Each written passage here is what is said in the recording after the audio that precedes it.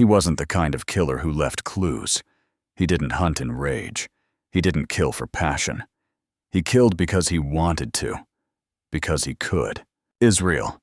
Keyes, a name that still chills FBI agents to this day.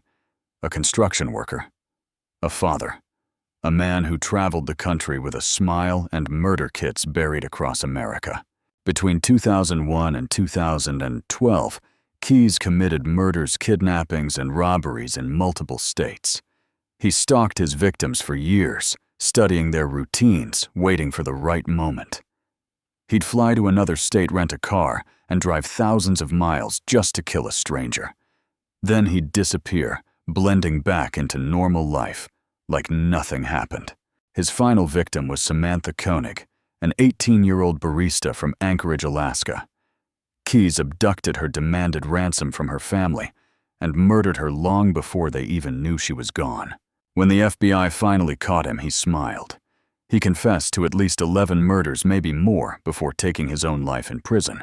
He once said, "You never heard of me because I never wanted you to." This is the story of a killer who didn't want fame or chaos, only control. A man who planned murder like a science and proved that true evil can be invisible. Classification: serial killer characteristics. Rape, dismemberment. Number of victims: 8+ date of murder, June 11, 2012 date of arrest, March 13, 2012 date of birth, January 7, 1978. Victim profile: Samantha Koenig, Bill and Lorraine Currier. Method of murder: strangulation. Location: Alaska, Vermont, New York, Washington, USA. Status: committed suicide in his cell by cutting his wrists and choking himself with a bedsheet on December 2nd. Israel Keyes, January 7, 1978. December 2nd, 20 was an American criminal who committed suicide in his Anchorage, Alaska jail cell after confessing to being a serial killer, rapist, arsonist, burglar, and bank robber. The earliest crime to which Keyes admitted was the violent sexual assault of a teenage girl in Oregon, sometime between 1996 and 1998. He was captured and being held in custody awaiting trial for the murder of Samantha Koenig when he committed suicide in prison. Early life: Keyes was born in Richmond, Utah in 1978. He was raised in a Mormon family and was homeschooled. His family moved to the Aladdin Road area north of Colville, Washington, where they became neighbors and friends with the family of Chevy Kehoe and occasionally attended a Christian Identity church. Eventually, however, Keyes rejected religion entirely, identifying as an atheist shortly before his arrest. Keyes served in the U.S. Army from 1998 through 2000 at Fort Lewis, Fort Hood, and in Egypt. He started a construction business in 2007 in Alaska. Keyes Construction, working as a handyman contractor and construction worker. Victims: Keyes's first victims were in Washington State in the late 1990s.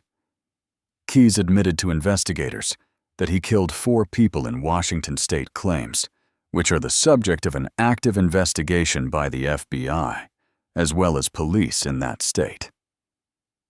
He lived in several places in the state from the late 1990s until about 2008. As a specialist in the U.S. Army, he was stationed at Fort Lewis sometime between 1998 to 2001. Keyes also lived in the small city of Colville in eastern Washington and in the Maca Reservation community of Nia Bay on the Olympic Peninsula. Keyes did not have a felony criminal record in Washington, although he had been cited in Thurston County in or near Olympia for driving without a valid license, and in an earlier incident pleaded guilty to driving under the influence. Authorities are reviewing unsolved murder and missing persons cases to determine which cases, if any, may link to Keyes. He confessed to at least one murder in New York State. Authorities have not determined the identity, age, or gender of the victim, or when and where the murder may have occurred, but regard the confession as credible. Keyes had ties to New York State. He owned 10 acres and a run-down cabin in the town of Constable. Keyes also confessed to bank robberies in New York and Texas. The FBI later confirmed that Keyes robbed the community bank branch in Tupper Lake, New York, in April 2009. The FBI said that Keyes threatened people in the bank with a handgun, although there were no injuries. He also told authorities that he burglarized a Texas home and set it on fire. Keyes was also linked to the deaths of Bill and Lorraine Currier of Essex, Vermont. Along with his confession, authorities say they have enough evidence to link Keyes to the murders. The Vermont couple was last seen after leaving work in June 2000. Keyes reportedly broke into the Curriers' home on the night of June 8th and tied them up before driving to an abandoned farmhouse where he shot Bill Currier before sexually assaulting and strangling Lorraine Currier.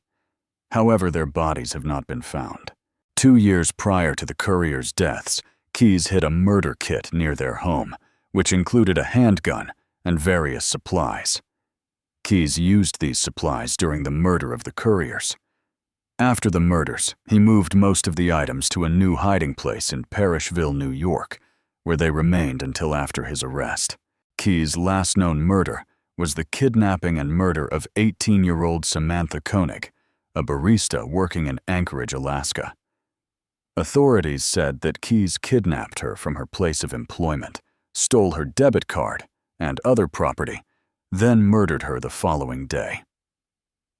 Police stated that Keyes sexually assaulted Koenig before he murdered her. After Koenig's death, Keyes left on a cruise out of New Orleans, leaving Koenig's body in a shed. When he returned home, he took a photograph of her body with a 4-day-old issue of the Anchorage Daily News, maintaining the illusion that she was still alive in his ransom demand. After demanding $30,000 in ransom, Keyes dismembered Koenig and disposed of her body in Matanuska Lake, north of Anchorage. Investigation and arrest. After the murder of Koenig, Keyes' demanded ransom was paid. Police tracked withdrawals from the account as Keyes moved throughout the American Southwest.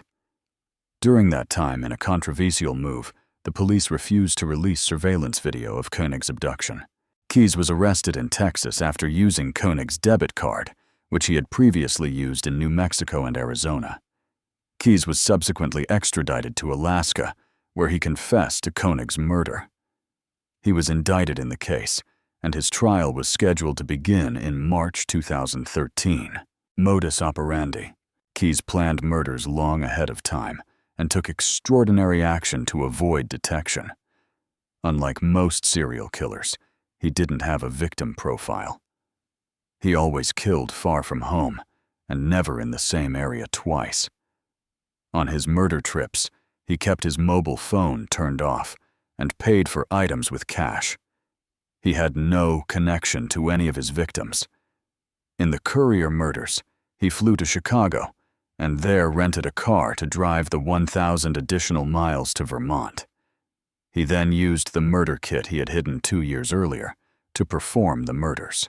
Keyes admired Ted Bundy and shared several similarities with him. Both were heavy drinkers, methodical, intelligent, and felt a possession over their victims. However, there are notable differences. Bundy's murders were spread throughout the country, mainly because he lived in many different areas, and not as an intentional effort to avoid detection, as was the case with Keyes. Bundy only targeted attractive young women, usually with hair parted down the middle, while Keyes had no particular type of victim. Death. While being held in jail at the Anchorage Correctional Complex on suspicion of murder, he committed suicide on December 2nd, via self-inflicted wrist cuts and strangulation. He was survived by at least one child, a school-aged daughter. Serial killer's double life. How Israel Keyes hid in plain sight for a decade. December 2012. Anchorage, Alaska. A confessed serial killer from Alaska who hid in plain sight and whose crimes went undetected for more than a decade was ultimately caught after he gave in to his compulsions and struck close to home. Israel. Keyes in jail since March for the kidnapping and murder of 18-year-old coffee stand server Samantha Koenig in Anchorage, Alaska, confessed to that and other violent crimes. Then guards found him dead on December 2 after he committed suicide by cutting his wrists and choking himself with a bedsheet. He was 30. Keyes, a U.S. Army veteran, lived a quiet life in one of Anchorage's best neighborhoods, doing well-regarded handyman work for unsuspecting customers. He had been due to go on trial in March for Koenig's death, and investigators believe he killed 8 to 11 people, if not more.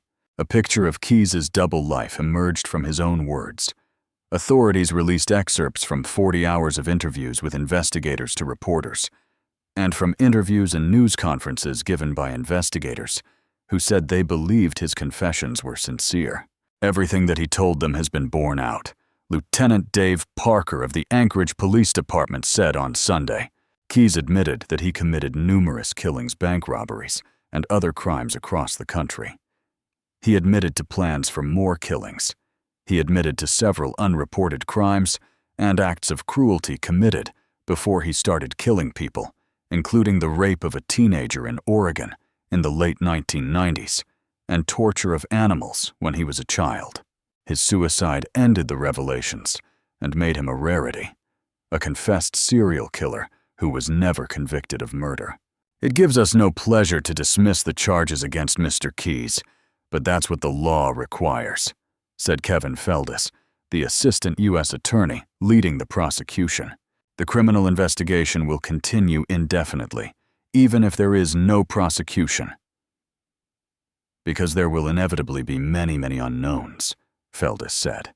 Keyes was caught in Texas in March with a debit card stolen from Koenig, whom he abducted from her coffee stand in February. Keyes admitted to kidnapping, raping, and killing her, then dismembering her body and dumping her remains in an icy lake before traveling out of Alaska. Once in custody, he also confessed to the 20 killings of Bill and Lorraine Currier of Essex, Vermont, and the disposal of 4 bodies in Washington State and 1 in New York State. Only 3 homicides have been definitively pinned to him, those of Koenig and the Curriers, in large part because Keyes could not identify victims by name. His motivation was enjoyment, said Monique Dahl, an Anchorage homicide detective who worked on the investigation. Throughout his months of jail interviews, Keyes was utterly unapologetic and remorseless, she said. Israel Keyes didn't kidnap and kill people because he was crazy. He didn't kidnap and kill people because his deity told him to, or because he had a bad childhood. Israel Keyes did this because he got an immense amount of enjoyment out of it, much like an addict gets an immense amount of enjoyment out of drugs. Dahl told a news conference. Hipadia also enjoyed staying under the radar, officials said. He targeted total strangers, avoiding anyone with any possible connection, traveling hundreds of miles to target random victims at secluded parks, trailheads, and other remote locations. He broke some of his own rules when he killed Koenig, abducting her at her workplace on a busy Anchorage street, where security cameras caught some of his actions, and killing her at his own house, officials said. Keyes admitted he considered merely robbing Koenig, whom he did not know, and instead gave in to his compulsions, Dahl said. In prior cases, he had enough self-control to walk away from it, Dahl said, but with Samantha he didn't.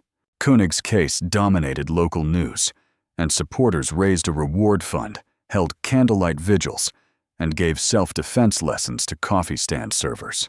Keyes got a thrill from following the news coverage, so long as his name was not linked to the case, investigators said.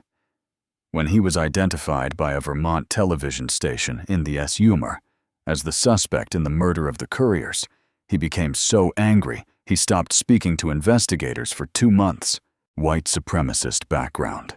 Keyes grew up in Washington State, in a fundamentalist Christian family that in the past attended a white supremacist or anti-Semitic church, but later moved out of the region and became affiliated with other congregations, according to the Southern Poverty Law Center civil rights group. Keyes served in the U.S. Army for 3 years, including a brief stint in Egypt, and was discharged from Fort Lewis Army Base in Washington State in 2001. In his interviews, he said he was anxious for his military service to end so that he could start murdering people, Feldis said. He moved to Alaska in 2007 and lived with his daughter and a girlfriend in Anchorage's Turnagain neighborhood, near many of the city's most prominent citizens, top attorneys and law enforcement officials operating a one-man contracting business. He was well known in Anchorage as a really good handyman, said State Senator Hollis French, who lived around the corner from Keyes. All the while, Keyes said in his interviews, he was two different people. There's no one who knows me or who has ever known me who knows anything about me really, Keyes said in one of the interviews. Keyes told authorities he almost killed a young couple and an Anchorage police officer at a beach overlook about a month before killing the couriers in Vermont. Keyes said he was hiding in the park with a gun and a silencer and ready to ambush his victims. He wanted to test the silencer that he would later bring to the East Coast on his trip to kill the couriers. He stopped when a second police officer arrived on the scene. It could have got ugly, but fortunately for the cop guy, his backup showed up. A chuckling Keyes said one interview, "I almost got myself into a lot of trouble on that one."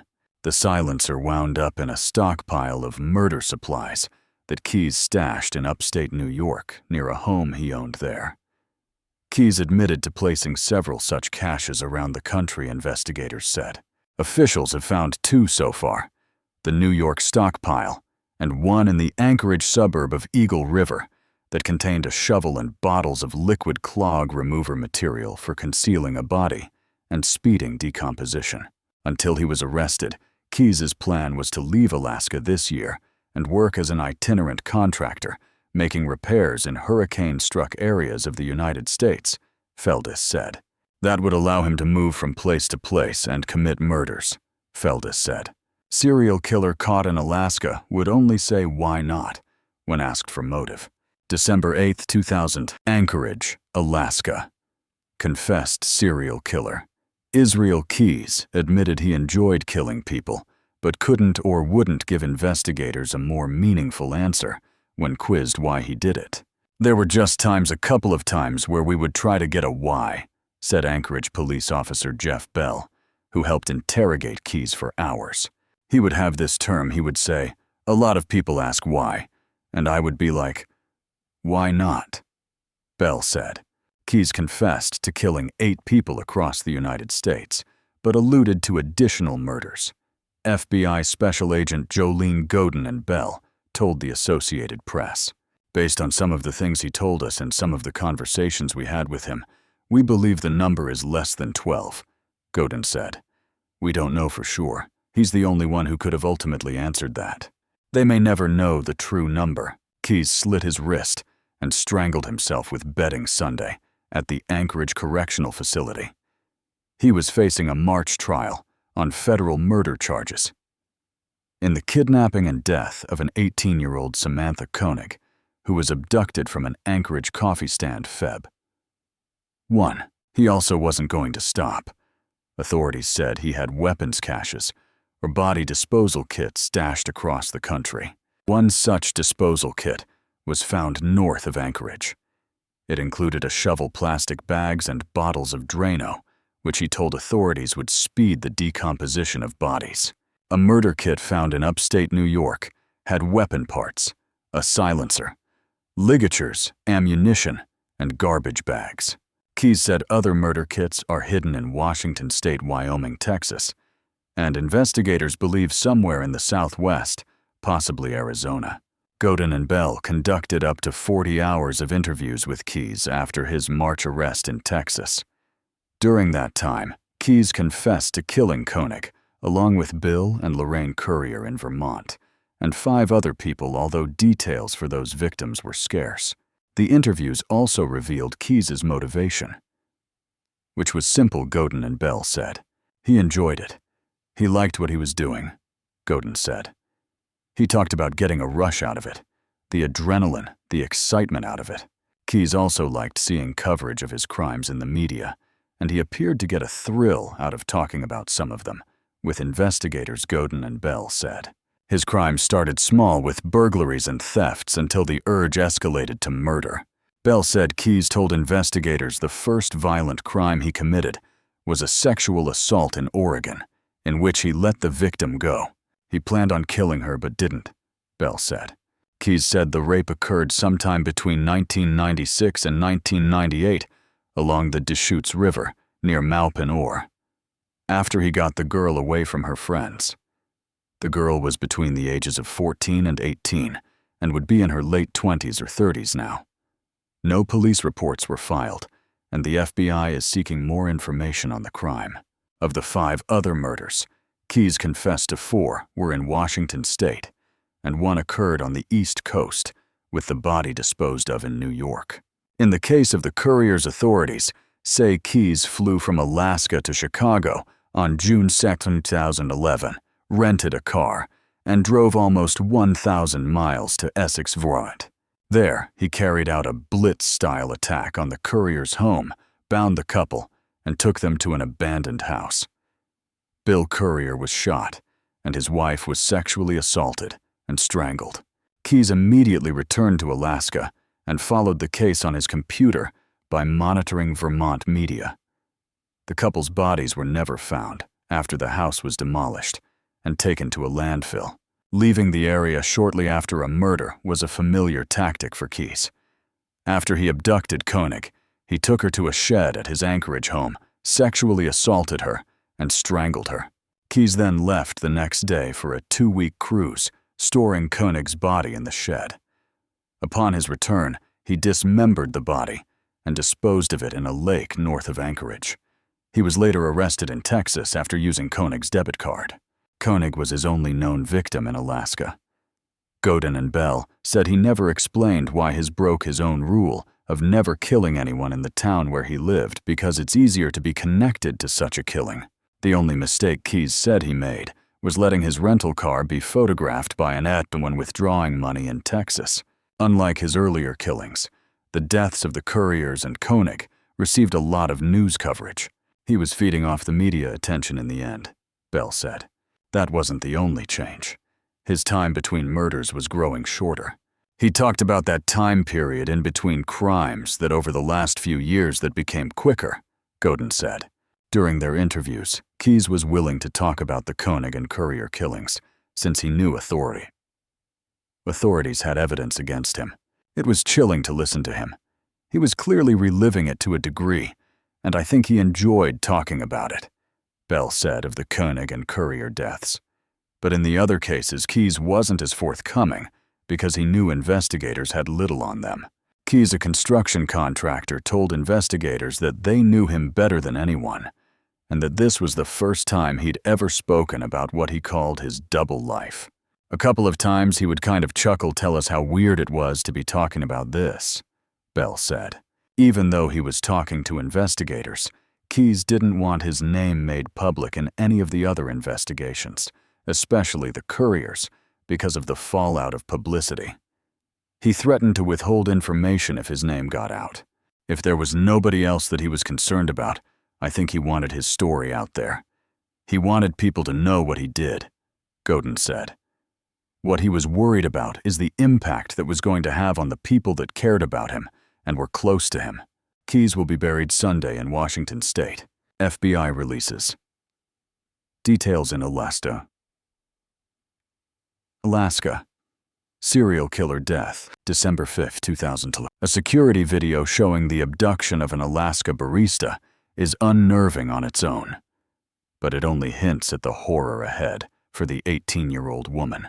Samantha Koenig would soon be sexually assaulted and strangled after she was kidnapped from an Anchorage coffee stand, her body left in a shed for 2 weeks while her killer went on a cruise. After he returned, Israel Keyes photographed Koenig for a ransom note and then dismembered her body. Those details were released by the FBI on Tuesday, 2 days after Keyes was found dead in his Anchorage jail cell in an apparent suicide. It's the most comprehensive account yet of a crime at the hands of a man who confessed to the slaying and told authorities he killed at least 7 other people across the country over the past decade.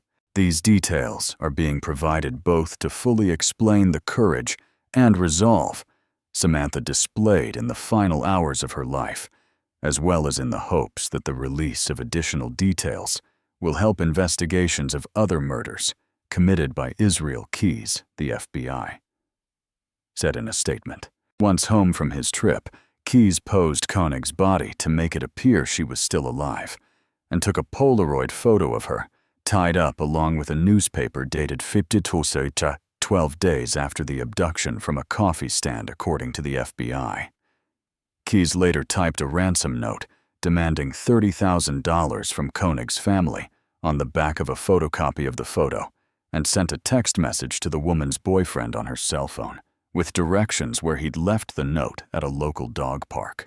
Keyes dismembered Koenig's body and disposed of the remains in a frozen lake north of Anchorage, after he cut a hole in the ice with a chainsaw, authorities said.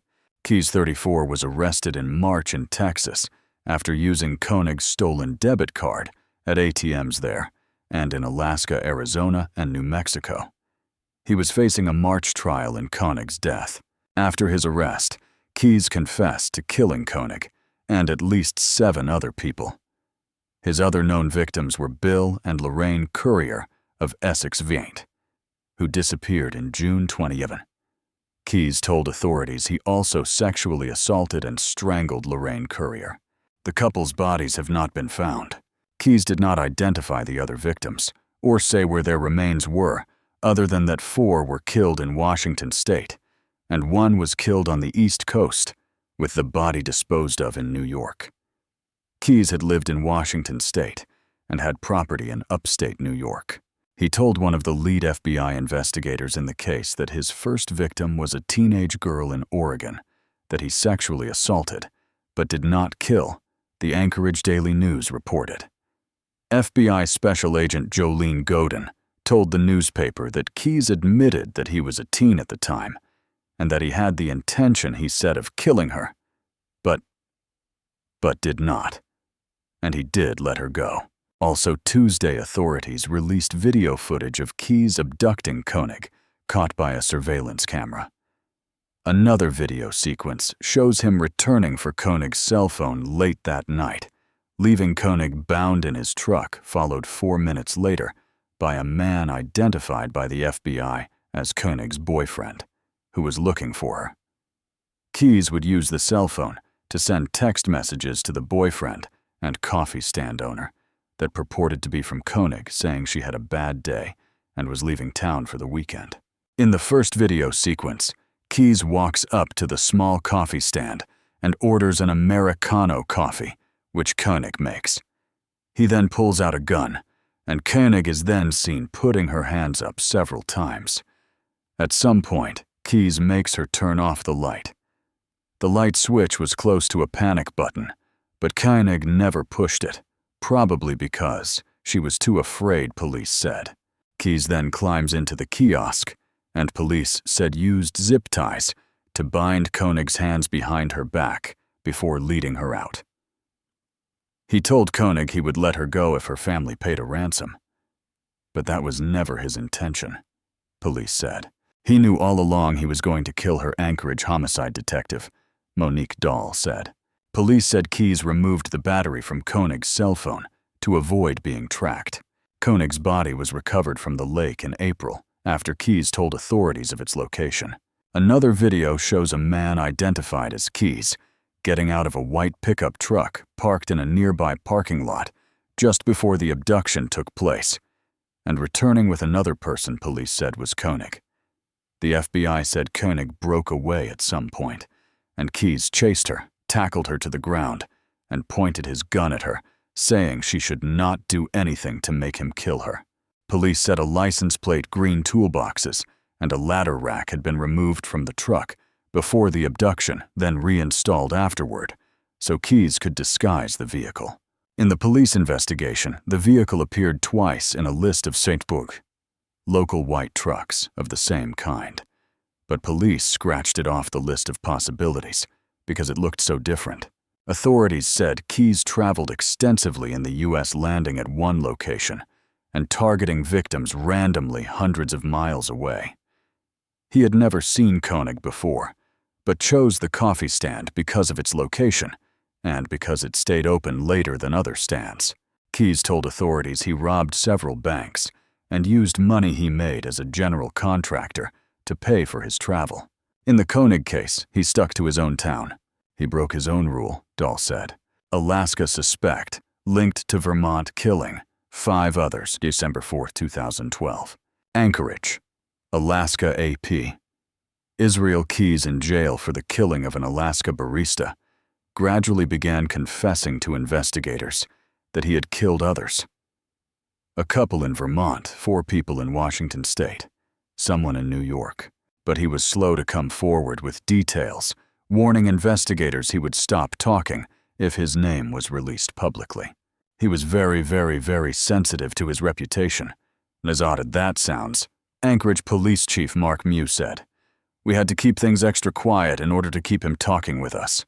Keyes committed suicide in an Alaska jailhouse Sunday, leaving behind an incomplete picture of a loner who traveled the country for more than a decade, picking victims at random and methodically killing them.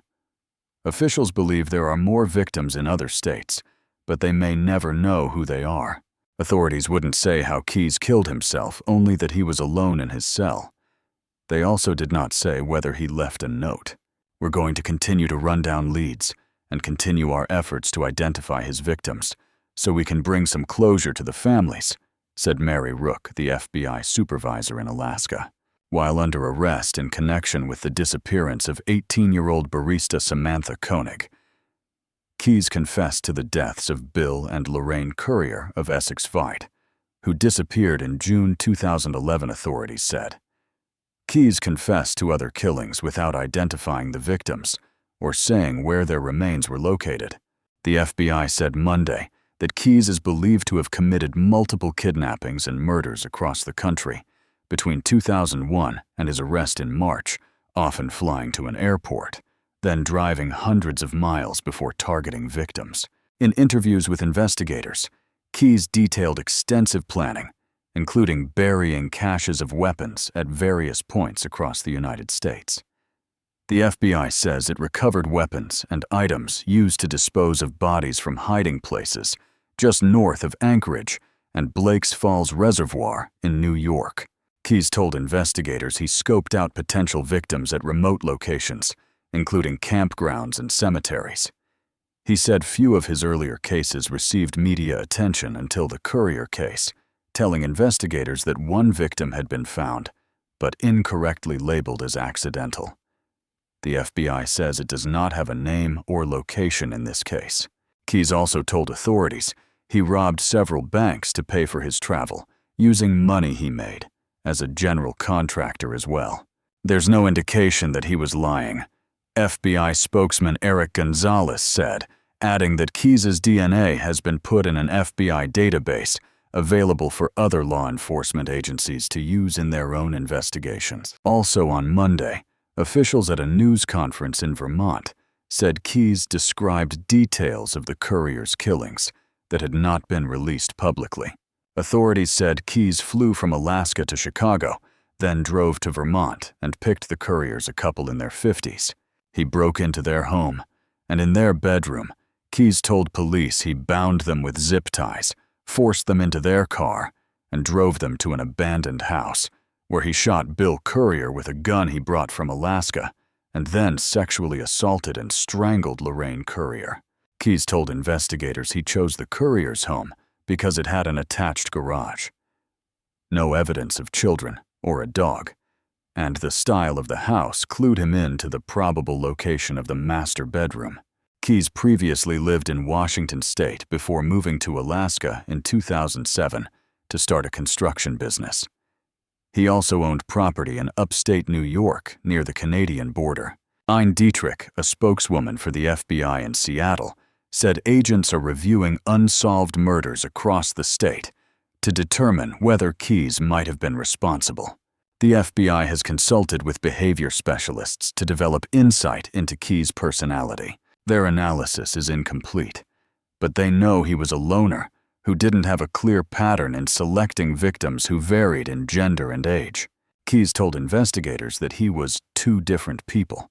"The only person who knows about what I'm telling you, the kind of things I'm telling you, is me," he said, according to a March 30th police recording released by the FBI Monday. Authorities described Keyes as methodical in the Courier case, taking days to find the perfect victim. He was also thorough in disposing of victims' bodies. Only Koenig's body has been recovered. The FBI contends Keyes killed Koenig less than a day after she was kidnapped. Her body was recovered April 2nd from an ice-covered lake north of Anchorage. Her disappearance gripped the city for weeks. A surveillance camera showed an apparently armed man in a hooded sweatshirt leading her away from the coffee stand. Koenig's friends and relatives set up a reward fund and plastered the city with flyers. Prosecutors said Keyes stole the debit card from a vehicle she shared that was parked near her home, obtained the personal identification number, and scratched the number into the card. After killing Koenig, Keyes used her phone to send text messages to conceal the abduction. He flew to Texas and returned Feb. 17 to Anchorage, where he sent another text message demanding ransom and directing it to the account connected to the stolen debit card, according to prosecutors. Keyes made withdrawals from automated teller machines in Alaska, Arizona, New Mexico, and Texas before his arrest in Texas, according to prosecutors. He was charged with kidnapping resulting in Koenig's death. Keyes could have faced the death penalty in her case. Koenig's family said there was no apparent previous connection between the teenager and Keyes. Reached by phone Sunday, Koenig's father, James Koenig, declined to comment on Keyes' death. Marilyn Chates-Bill, Courier's mother, said police contacted her some time ago to tell her about Keyes' confession and to tell her that they believed the couple's killing was random. Authorities called Chates on Sunday to tell her of Keyes' suicide. "After some thinking, our family has been saved the long road ahead, trials possible, plea agreements, and possible appeals, and perhaps this was the best thing that could have happened," she said. Ring reported from Burlington Voigt and Associated Press writers. Mark Thiessen in Anchorage, Alaska, Rebecca Miller in Philadelphia, and Lisa Rathke in Montpelier Voigt contributed to this report. Israel Keyes dead in apparent suicide, suspected in lower 48 deaths. December 2nd. Anchorage. Israel Keyes, accused in the kidnapping and killing of 18-year-old Samantha Koenig, was found dead Sunday morning in an apparent jail suicide, and he is suspected in at least 7 other deaths outside Alaska, authorities said. At a hastily called press briefing Sunday, authorities announced his death and made a series of startling revelations, starting with the fact they believe Keyes was a serial killer. The U.S. Attorney for Alaska, the top FBI agent here, and Anchorage's police chief all spoke, as did those directly working the Keyes case. They disclosed that Keyes had talked repeatedly to investigators. His killings may date back a decade or longer, the FBI said, at the briefing in the U.S. Attorney's office in Anchorage. His victims all appeared to be strangers to him, prey from random encounters, and investigators suspect he killed more than the 8 they've zeroed in on. He'd fly someplace, rent a car, then drive hundreds of miles away, the FBI said. While he stole from Koenig using her ATM card and confessed to bank robberies in Texas and New York, his motive did not appear to be financial, authorities said. Keyes told investigators he killed Koenig, a Vermont couple, and 5 others. Karen Loeffler, U.S. Attorney for Alaska, said. Investigators were able to corroborate enough of what he said about the deaths of William and Lorraine Courier of Essex Voigt to be convinced he was responsible, though they were not able to find the couple's bodies, Loeffler said. Sunday marked the first time officials publicly connected Keyes to the Couriers, who disappeared in June 2011. He also said he killed 4 other people in Washington state, where he used to live, and 1 person in New York state, said Mary Rook, the FBI special agent in charge of the Anchorage office. Authorities developed information that he was responsible for multiple additional victims, Rook said. To our knowledge, there are no other victims here in Alaska. They were all in the lower 48. Authorities have not been able to identify the suspected additional victims or recover their bodies. She said. He didn't tell their names, authorities said. Even though Mr. Keyes is now dead, our investigation continues, Rook said. Investigators are analyzing years of financial and travel records to try to piece together Keyes' actions. She said. They have consulted with the FBI Behavioral Analysis Unit based in Quantico, VA, for insight into his personality, she said. The investigation aims to close unsolved homicide and missing person cases and give some measure of peace to friends and families of the dead, Rook said. Loeffler described the investigation since Koenig's disappearance as massive. Keyes was found dead in a cell at the Anchorage Correctional Complex Sunday morning, according to Beth Ibsen, a spokeswoman for the Alaska State Troopers. Troopers were notified about 6:30 a.m., she said at Sunday's news conference. Troopers determined Keyes died of an apparent suicide, Ibsen said. I can tell you that he was alone in his cell. We don't suspect foul play. Ibsen said troopers are awaiting autopsy results before disclosing how he died. Neither troopers nor the other officials would say if he left a suicide note. Keyes talked about killings. Keyes, 34, a once self-employed carpenter and an Army veteran, had been jailed since March on federal charges connected with Koenig's disappearance and death. What we do know about him is he worked alone, FBI agent Jolene Godin said. He traveled a lot. He was a loner. He would go to a state and get a vehicle, and he would drive.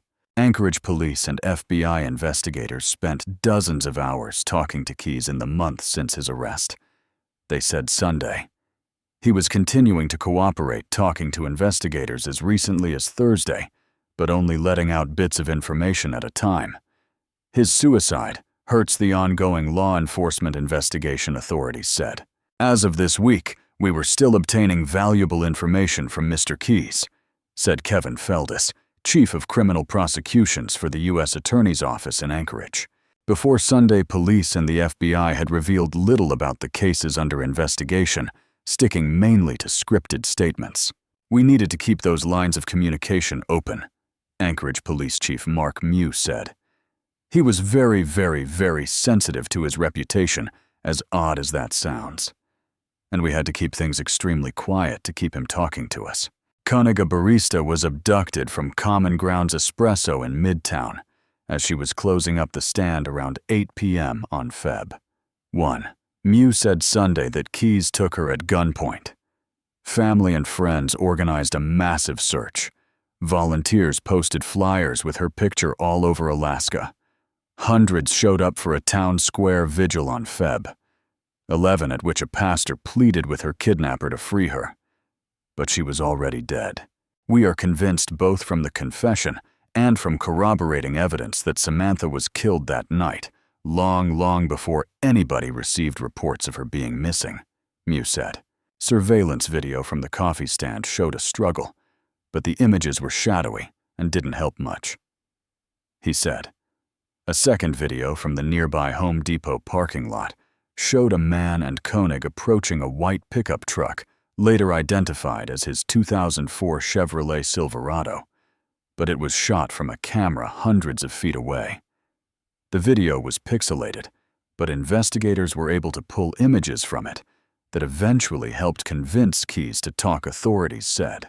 Police determined there were about 3,000 similar trucks of around that year in Anchorage. Traffic officers were dispatched to check out everyone, Mew said. That's the magnitude of this investigation, Mew said. If you had a white pickup truck of the right year, chances are the Anchorage Police Department was watching your car, and you during those early days of this investigation. But that didn't get them to Keyes. Officers hadn't made their way down the list to his truck before his arrest. ATM trail.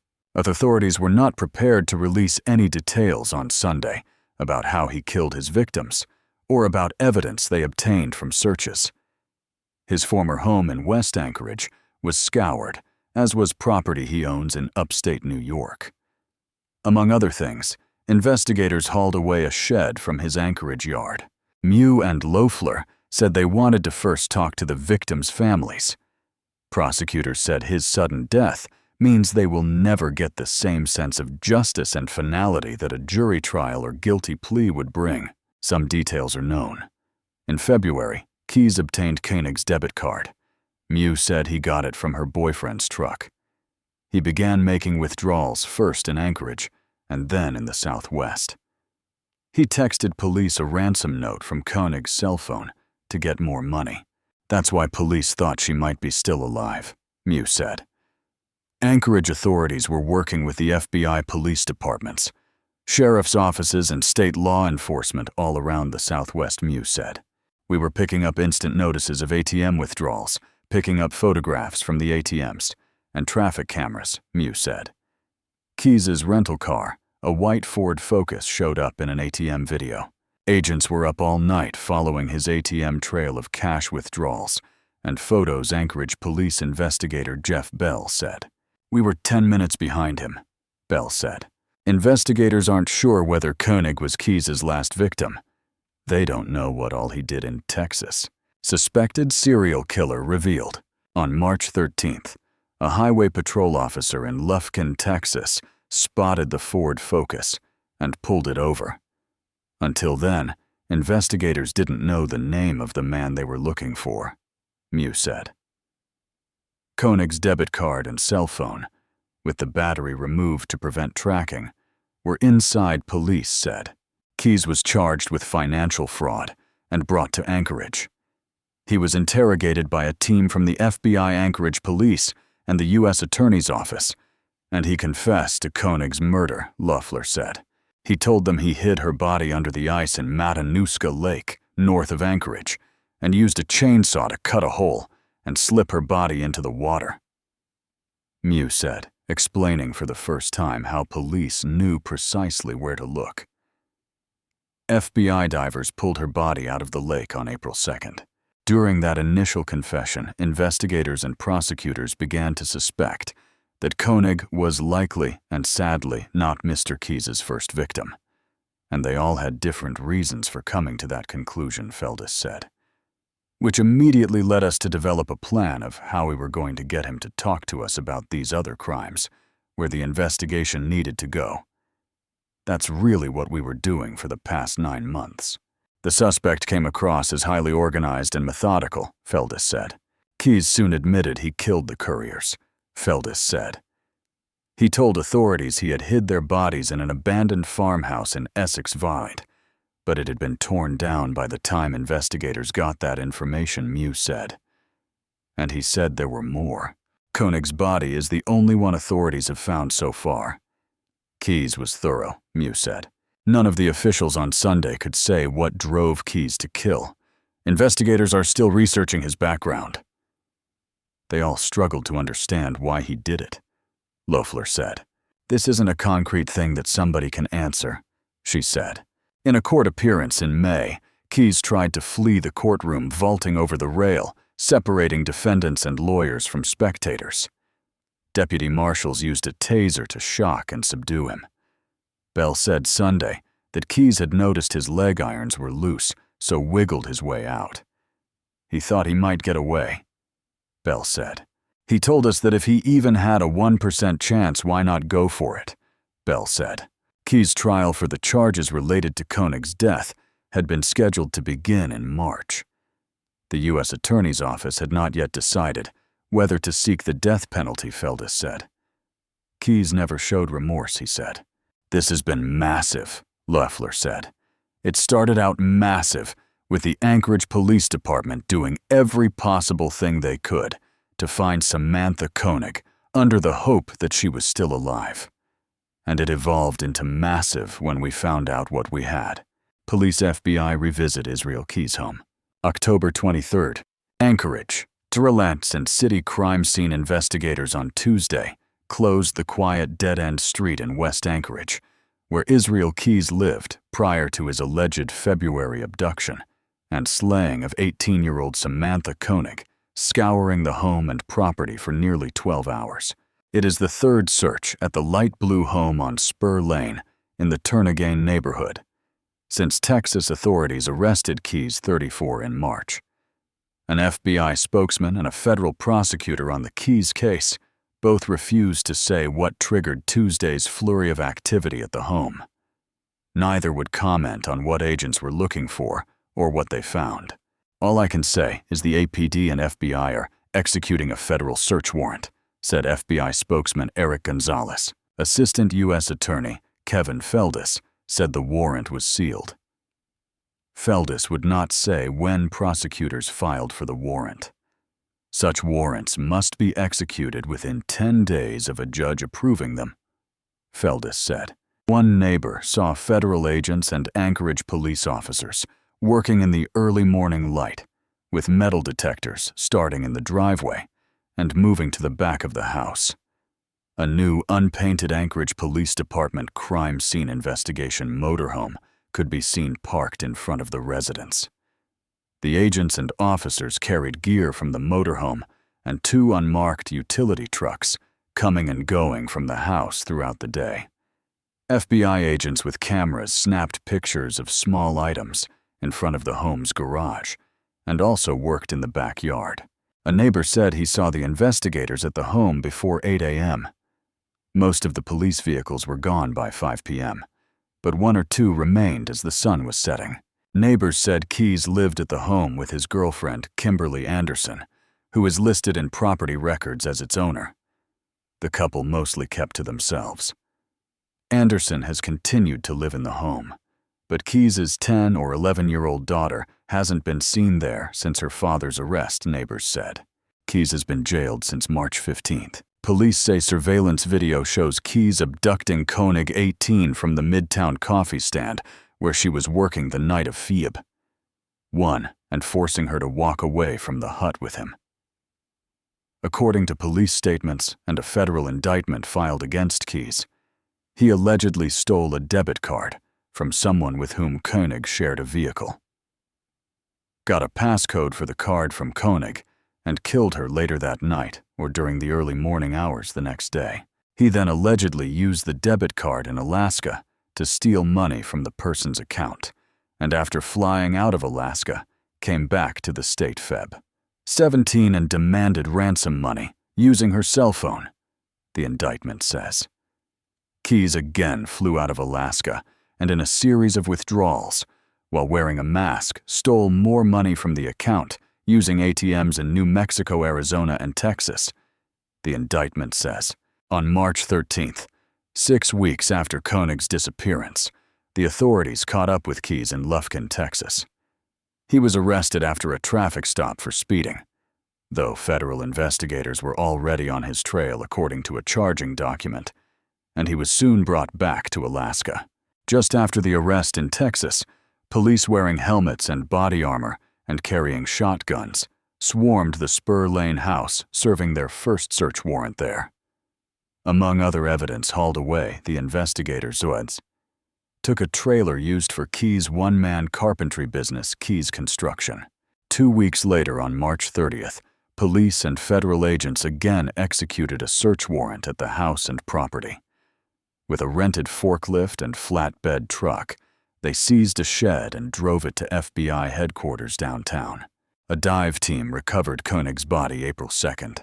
Many details of the investigation of Koenig's abduction and death, including any connection of the shed with the case and what led the authorities to Matanuska Lake, have never been made public.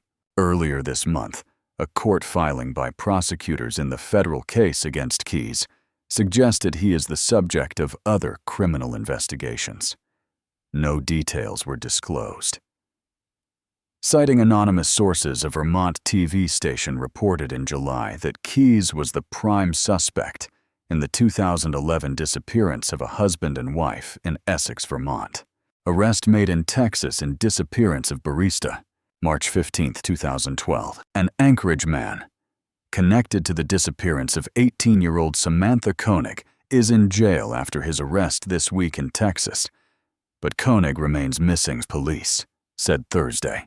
Texas authorities arrested the man, Israel Keyes midday Tuesday in Lufkin, Texas, after a traffic stop, police said. He was described in a statement issued by police here Thursday as a person of interest in Koenig's disappearance. Police have not revealed the charges against Keyes, but according to a charging document filed in Texas, federal court, Keyes allegedly committed access device fraud, a charge typically levied against an individual who uses another person's bank or credit card to retrieve funds without permission. Federal and local law enforcement are now asking for help from the public to find out more information about the 34-year-old self-employed builder, believed to be the lone employee of his construction company, Keyes Construction.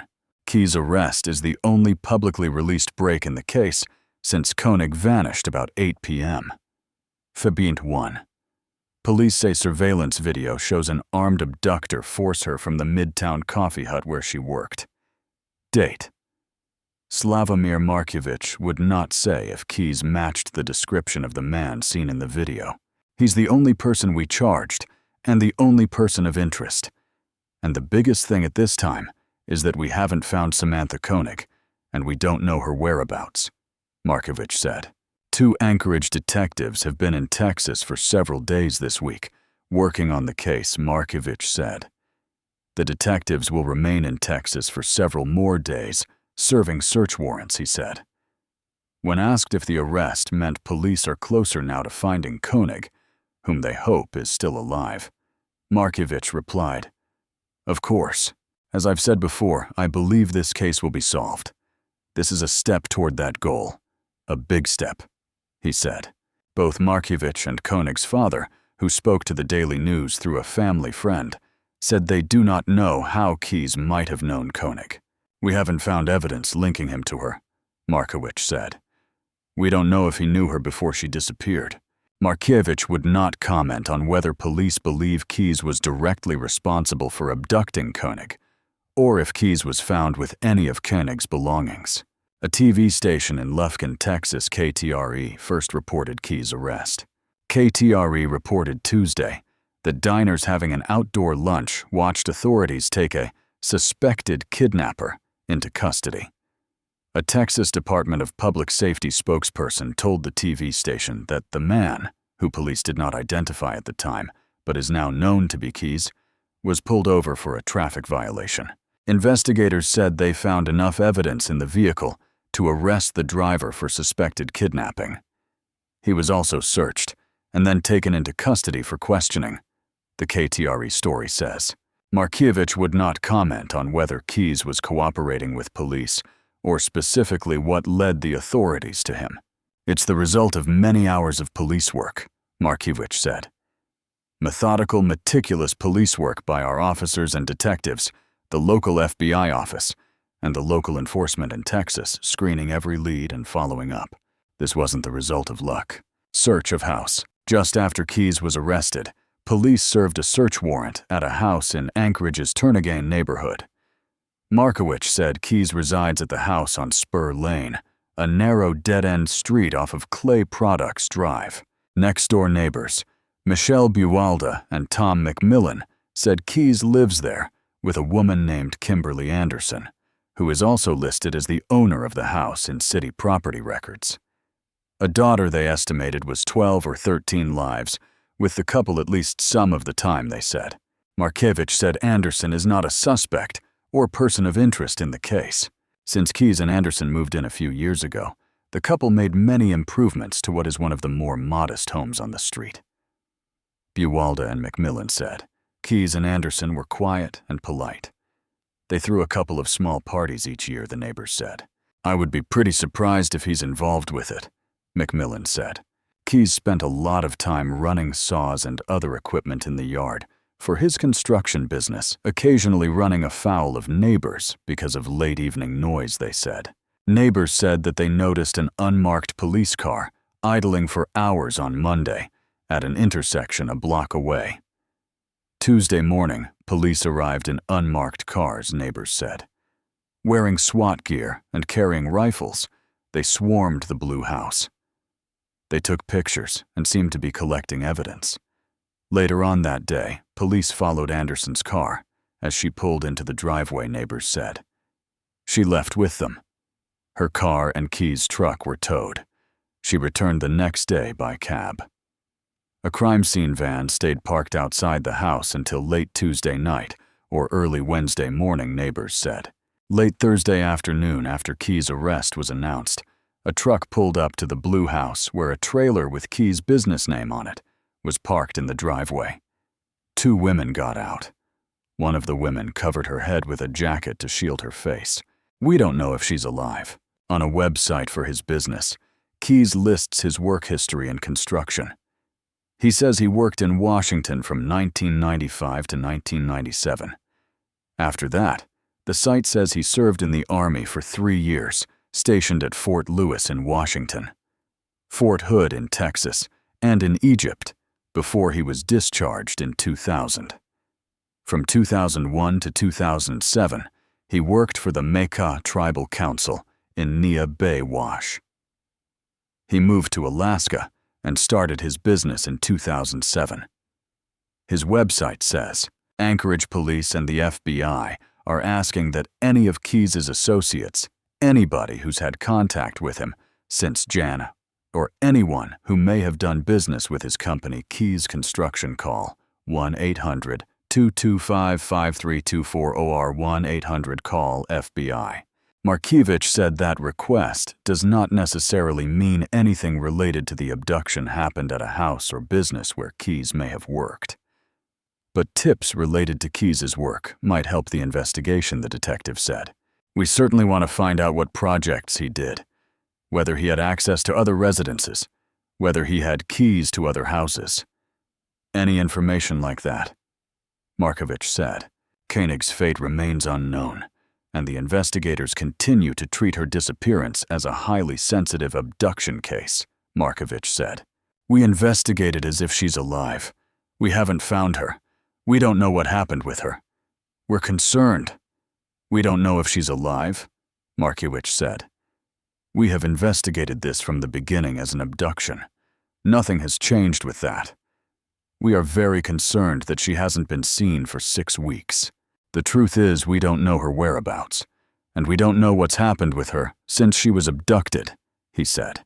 Koenig's father, James, declined to answer reporters' questions Thursday. Family friend Michelle Tasker spoke on his behalf and said he is asking that anyone with information about Keyes or his daughter's whereabouts call the FBI or police. It's just one more step to getting his daughter back, Tasker said. He's exhausted, tired, just wants it over and wants his daughter home. He's angry and doesn't have anything to say right now other than wanting the public's support in answering the APD's and FBI's requests for information. Tasker said James Koenig told her he does not know Keyes or anything about him. Never met him, never seen him, Tasker said. He has no clue what connection Keyes may have to his daughter. To his knowledge, his daughter doesn't know him either. He didn't want recognition. He didn't want chaos. He wanted silence, the kind that only comes after the last scream fades. Israel, Keyes wasn't a man who killed for revenge or hate. He killed because it made him feel alive. Every plan, every map, every buried murder kit, a reminder that his control was absolute. Even in death, he left the world with questions. How many more were there? Where are they buried? And how close did he come to being caught before? When Keyes slit his wrists in his jail cell, he didn't just end his life. He ended the only chance to find the truth. The FBI still searches for his missing victims, but the answers died with him, proving that the most terrifying monsters aren't the ones who seek attention. They're the ones who vanish without a trace.